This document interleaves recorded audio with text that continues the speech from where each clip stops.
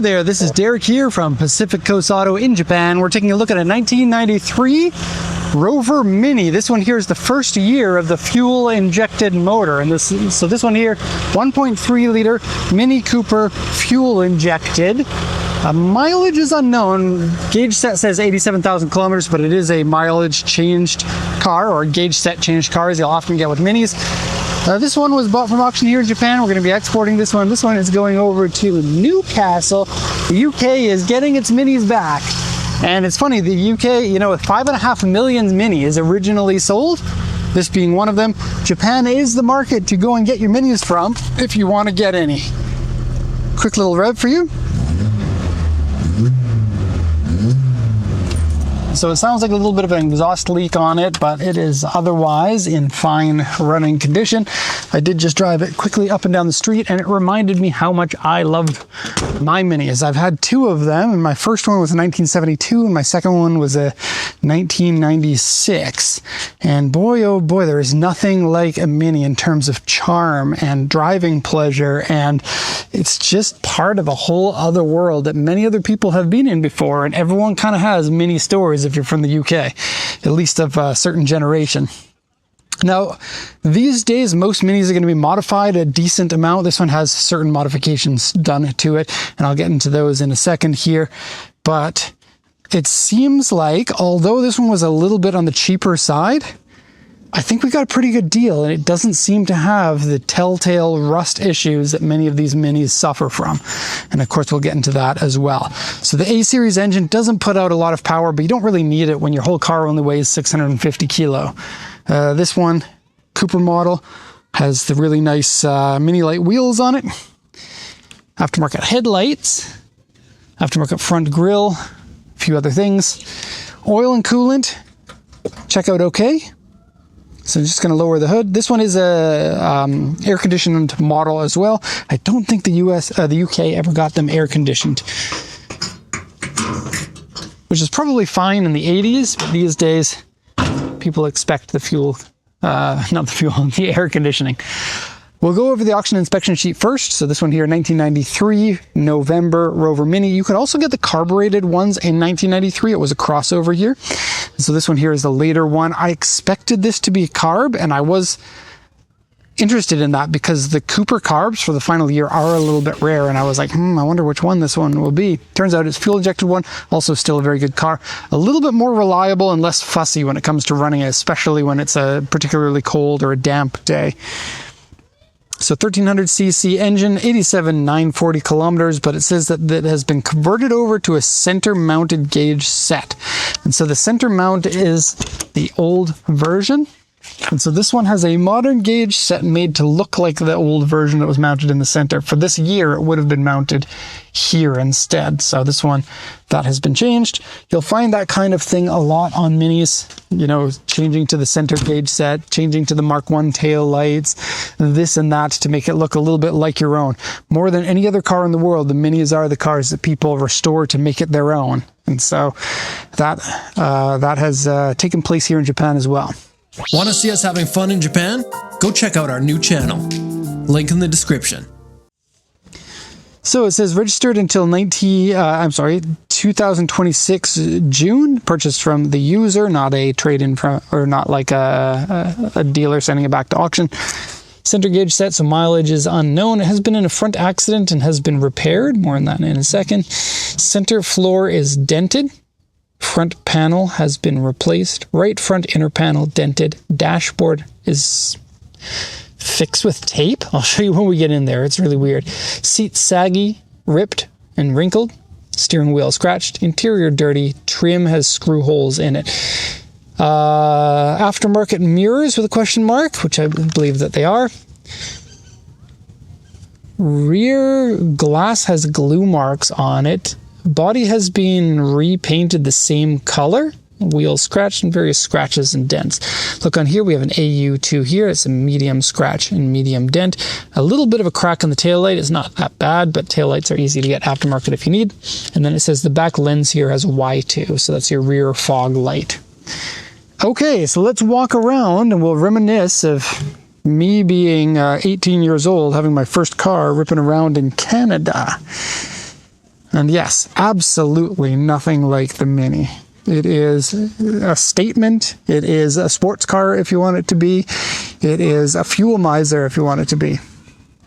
And there's no denying how many people will love to see this rip around. And the longer things go, like the further away from the original 1959 model year that this is, the fewer of these you're seeing on the road, and the bigger of a smile it's going to bring on the faces of anyone basically older than 50. Because for many of those people, this was their first car. Or second car, at least their mate had a car like this. Okay, so looking at details, the bumper, a little bit damaged. Probably not the original bumper either. Probably an aftermarket unit. This one has the over fenders of, I don't know, maybe type 3 over fenders. They are medium size. Of course, you can get the larger ones as well. Make it your own if you want. Tires on this, 135/80 R12. You don't need a wide tire to make the Mini all sorts of fun. Bullet style fender mirrors on it. Black roof. And so it's painted in this British racing green with black roof, which is a nice little combination. Okay, side panel's a little bit wavy. As you can see, the paint is wavy, but your rust usually accumulates down here. Not there. Looking pretty clean everywhere that can be seen under there. It's a bit of a dented section here. Okay, maybe caused by the accident. Aftermarket fuel filler, and the British tradition gasoline catcher. I'm not sure why many people who have Minis tend to really like these gasoline catcher flaps. A little bit of cracking in the gasket here. And do keep in mind, this one's kind of on the lower end of what people pay for these Minis. We did, for this buyer, take a look at a lot of them. And I will say, Mini is not the easiest to buy at auction. Minis range in price more than almost any other car, just because there are so many small little things, like what year is the Mini? What modifications does it have? How good is it in terms of rust? Has it had engine modifications? Interior modifications? There can be like 50,000 pound difference between the bottom and the top. So this is not looking so hot. This is a DIY kind of job. But Mini is probably one of the easiest cars that you can refurbish right now, because parts are still readily available. Larger fuel tank in this one. And rear washer. Weird. Or is that the front washer? I don't know. That's a weird place to put it if it is the front washer. But then again, you don't have too much space in the front. I looked underneath here. Don't see any rust or anything. It's looking pretty good. I didn't take it all out to see around the spare tire well. There might be some. I would be surprised if there wasn't any. Black Cooper badges. I don't think black was the original color for those. They look like they've been repainted, but I could be wrong about that. And it says Mini S. I don't think that's original either. I think it's probably just been replaced. And then here's the glue mark on the back window. It's got some sort of like anti-glare sort of thing that has been put on with caulking. Might have to razor that off, but it should be pretty fine. Okay, coming down this side. Looking all right. Again, a little bit wavy. It's a metallic green. Once cleaned, it's probably going to look pretty nice.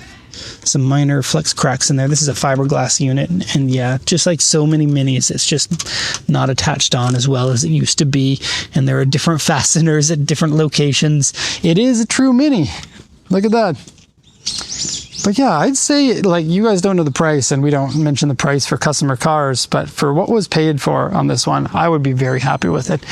And it's got some things that you need to do, but that's part of the fun of owning a Mini. You don't get into a Mini expecting it to be in perfect condition without the need to, you know, replace some things here and there. A little bit of the seam of the seat there, I don't know if you can see that, has come out. Aftermarket speakers that have been put in. Man, I had a 10-inch sub in my Mini when I was 18, and the memories. Delivering pizzas in here. We would deliver pizzas to the school, and they would order like 30 pizzas at a time, and so I'd have full passenger seat, full back, all the way up to the roof, and full trunk, full of pizzas, and then go to the school. And then the stupid principal would say, no hats on in the school.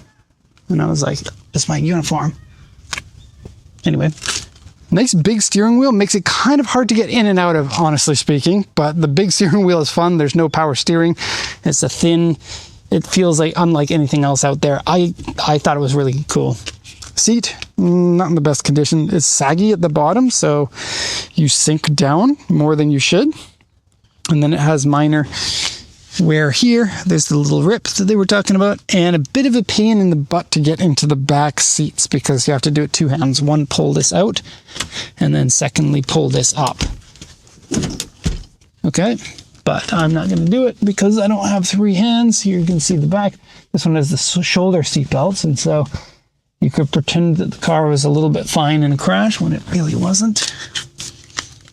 And then carpets have been redone. Typical of many Minis, it's coming away here. I don't know why, but it's so hard for the aftermarket carpets to fit in there. Mind you, this is not aftermarket. This is DIY. This down here is aftermarket. Or original, maybe. I don't know. But if it is original, it's missing the quarter pieces that go there. The tape dashboard, build it yourself out of tape. No longer do you need to actually go to the store and then buy a replacement dashboard. You can just put tape over everything. It's gross and it needs to be replaced, but it is a little bit endearing. Here's your controls for the AC. AC in Minis never really works very well. I don't know why they even bother. And then again, a DIY, like a fiberglass panel here. Oh no, it's wood. Oh wow, it's a wood panel that somebody put Bondo over and then sanded it and painted it. Not the best job. But again, all these parts are available, and if you want to get into a Mini that's several $1,000s less than your average Mini, you can get one with stuff like this. Still a riot to drive, and it can be fun to bash around in a car that isn't in perfect condition. You know, some of your favorite cars are going to end up being the ones that are in the rougher condition, just because you never know which one is going to bite you and say, yes, please, this is the car you want to remember. Okay, of course, 4-speed manual, aftermarket shifter there, and random wires. Perfect. Oh, and it smells so nice in there. Not like it smells bad, it just... very Mini. The vinyl seats have a very distinct smell to them. So there we have it, 1993 Mini. Solid car, needs a few aesthetic things, but honestly, not too bad at all. Hope you enjoyed the walk around. Thank you so much for watching, and have a nice day.